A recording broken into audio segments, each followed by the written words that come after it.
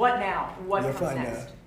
ამერიკის შეერთებული შტატების პრეზიდენტი ირანის მოთხოვნას ომის მიმდინარეობის ეს მიყენებული ზარალის ანაზღაურებაზე საკუთარი მოთხოვნით პასუხობს. დონალდ ტრამპი აცხადებს, რომ თეირანმა ბოლო 50 წლის განმავლობაში გამოწვეული ზიანისთვის თავად უნდა გადაიხადოს. ამის შესახებ მან ოვალურ კაბინეტში ჟურნალისტებთან საუბრისას განაცხადა. მანვე თქვა, რომ კომპენსაცია მათ ოჯახებსაც ეკუთვნით, ვინც საპროტესტო აქციებში მონაწილეობის გამო მოკლეს. What exactly does that mean? შეიძლება ითქვას, ისინი რეპარაციებს ითხოვდნენ ამ ფულს იმ ზიანისთვის, რომელიც ჩვენ მივაყენეთ. მე ვუთხარი, რომ ეს კარგი იდეაა. ჩვენ მოვითხოვთ ფულს იმ ზიანისთვის, რომელიც მათ 50 წლის განმავლობაში გამოიწვიეს. იქნება ეს USS Cole თუ ყველა ის ადამიანი, ვინც ასე მძიმედ დაზარალდა, დაიჭრა ან დაიღუპა. ათასობით ადამიანი და შესაძლოა იმ 52,000 დემონსტრანტისთვისაც, რომლებიც ბოლო 4 თვის განმავლობაში ირანში მოკლეს.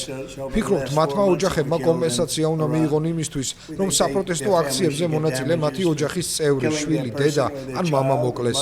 თქვენ ნახევრის წინ ეს რიცხვი სულ მცირე 52,000 იყო, ახლა რამდენია? ასე რომ თუ ზიანი ასანაზღაურებელი, ვფიქრობ ირანმა ეს უნდა ანაზღაუროს.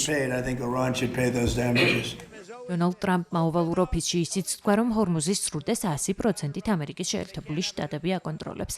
ეს კი იმ ფონზე, როცა ირანის საგარეო საქმეთა სამინისტრო აცხადებს, რომ სრუტეს იქამდე არ გახსნის, ვიდრე ამერიკის შეერთებული შტატები ირანის მიერ წამოყენებულ პირობებს არ შეასრულებს და მათ შორის თებერვალში დაწყებული ომისთვის კომპენსაციას არ გადაიხდის. ამ პირობებს შორის საკვანძოა ვაშინგტონის მიერ ირანული პორტებისთვის დაწესებული საზღვაო ბლოკადის მოხსნაც.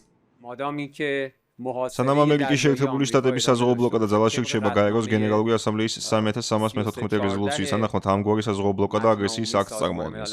ვიდრე ამერიკის შეერთებული შტატების მხრიდან სხვა დარღვევების გაგრძელდება, არ არსებობს აუცილებელი პირობები იმის თქმით, თითქოს ჰორმუზის სრუტე უსაფრთხო საზღვაო გზად იქცა.